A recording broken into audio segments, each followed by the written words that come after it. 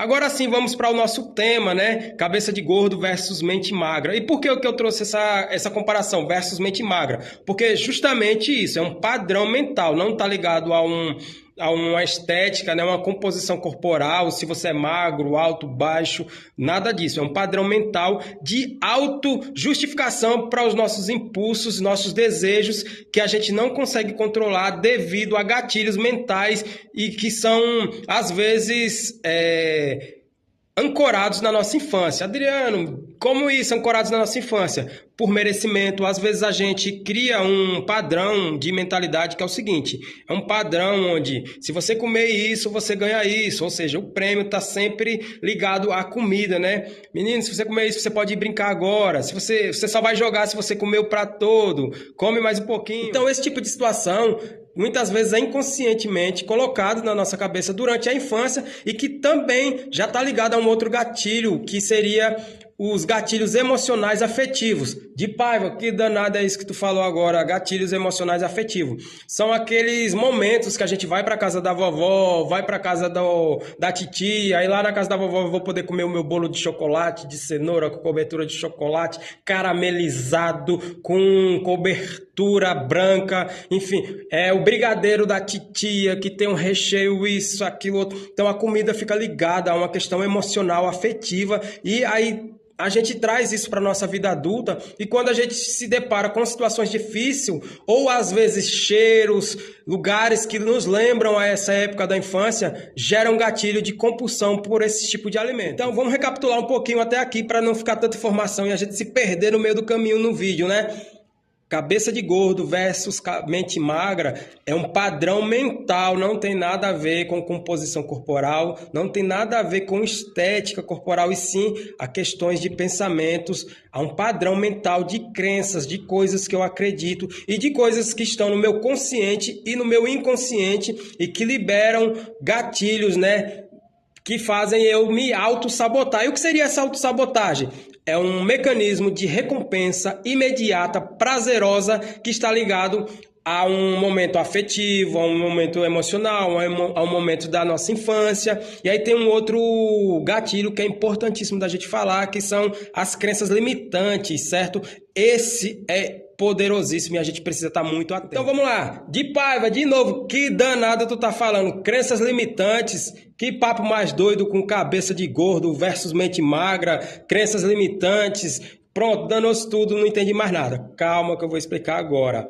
Crenças limitantes nada mais é do que coisas que você acredita ou coisas que colocaram na sua cabeça e ficou ali como uma crença. Nada mais é do que uma distorção cognitiva sobre uma realidade. O que seria isso? Uma distorção cognitiva de realidade. Danou-se. Agora que eu não entendi mais porcaria nenhuma, né? Vamos lá. São frases internas que a gente diz pra gente mesmo, como: hoje eu mereço, só hoje eu posso, é só um pedacinho, isso não vai fazer mal, ninguém tá vendo, ninguém vai saber, mas você sabe o que tá errando, o que tá errado, você sabe que não deveria ter feito isso, e isso é uma distorção cognitiva para justificar o meu impulso imediato e uma busca por prazer satisfatório, que geralmente está ligado a doces, guloseimas, comidas ultraprocessadas e gordurosas, né? Que são palatáveis, comidas gostosas, vamos falar no termo popular. Então isso é uma distorção cognitiva, nada mais é do que uma desculpa que eu falo para mim mesmo internamente depois que eu fiz algo impulsivamente, certo? Isso está ligado a uma crença limitante,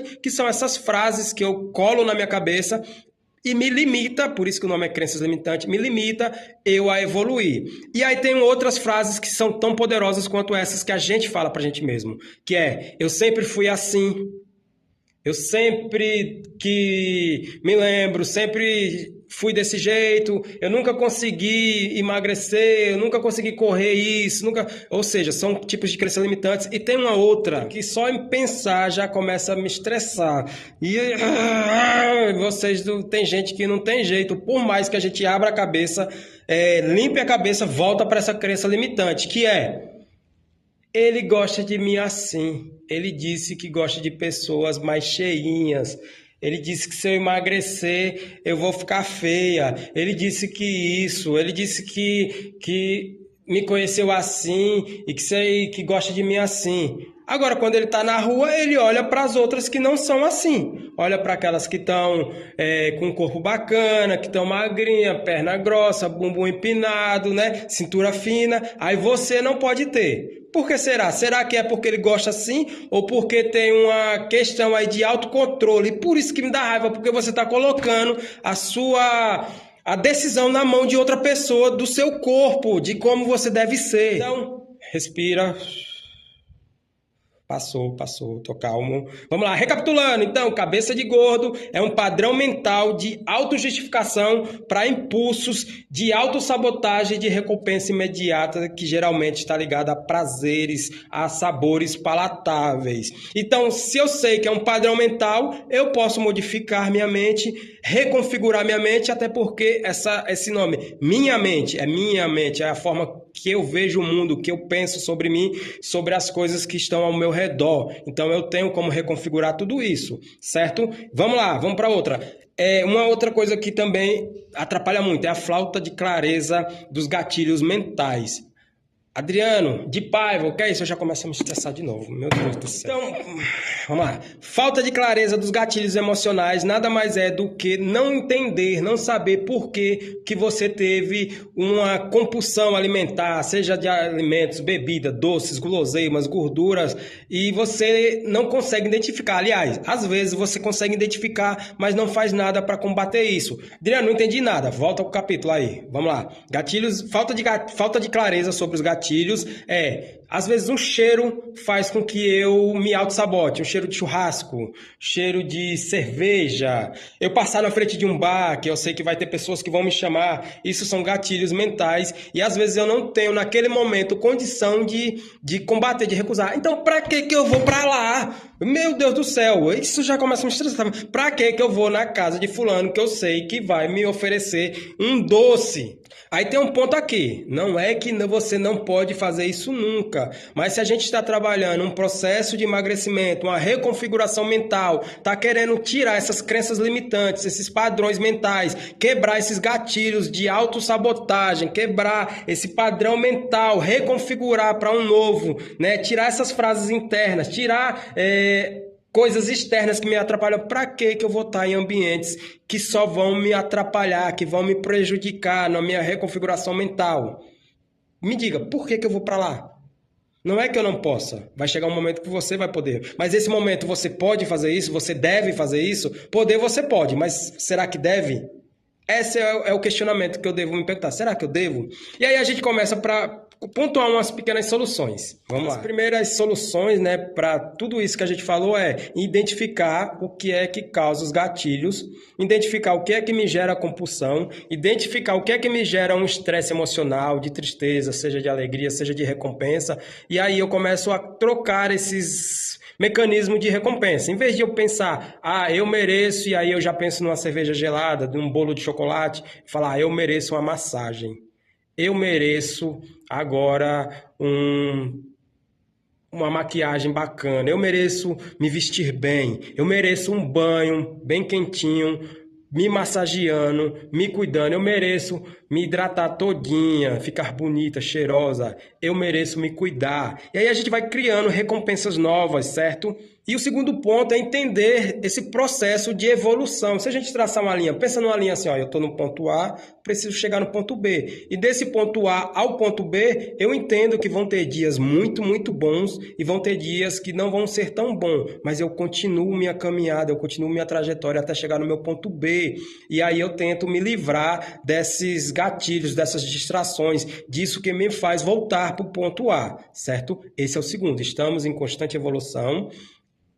E aí a gente vai tentar errar o menos possível até chegar no ponto B. Do ponto B a gente caminha para o ponto C e assim sucessivamente, certo? Esse é o segundo ponto. Terceiro ponto, celebrar as pequenas vitórias. Isso é muito importante. Comemorar pequenas coisas mesmo. Por exemplo, hoje eu fiz um treino muito bom. Hoje eu dei o meu máximo no treino.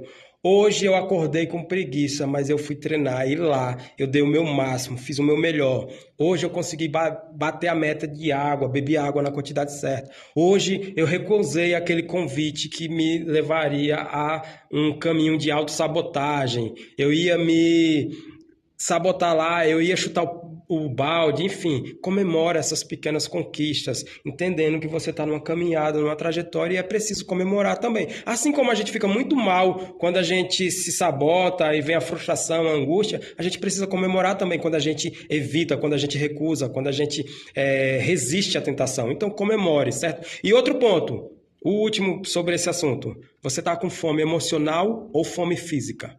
E aqui, nesse justo momento, nesse exato instante, a gente tem um ponto muito importante que precisa de atenção, que é isso que eu trouxe agora. Fome física e fome emocional. E aí a gente precisa parar um instante e pensar, poxa, isso vai nutrir o meu corpo? É porque o meu corpo está realmente precisando de alimento? Eu estou realmente com fome? Ou será que eu estou querendo suprir uma carência emocional, uma carência afetiva? Será que eu quero só estar junto com fulano de tal, com ciclano de tal? Eu quero suprir uma vontade, um ego. É fome física, é fome emocional? E aí? Por que que você vai chutar? E eu não estou dizendo que não é para você ir. Você pode ir. Mas saber identificar o que seria fome emocional e fome física. E essa fome emocional, fome física serve também para bebidas, lugares, situações, pessoas e um ponto extremamente importante. Emoções. A gente precisa aprender a lidar com nossas emoções para que a gente não engula elas, não mastigue elas, não devore elas, seja por raiva, por tristeza, por alegria. A gente precisa olhar para nossas emoções com calma. Eu sei que é difícil, merece um vídeo só sobre isso, né? Esse tema é extremamente importante, mas muitas vezes a gente come nossas emoções, bebe nossas emoções, engole nossas emoções com choro, com um sorriso e sai comendo, devorando, e às vezes sem entender nada, e depois vem a frustração. Então saiba identificar o que é fome física e emocional. Isso se refere a lugares, pessoas, situações, emoções, situações, e com isso eu fico aqui e termino o nosso vídeo.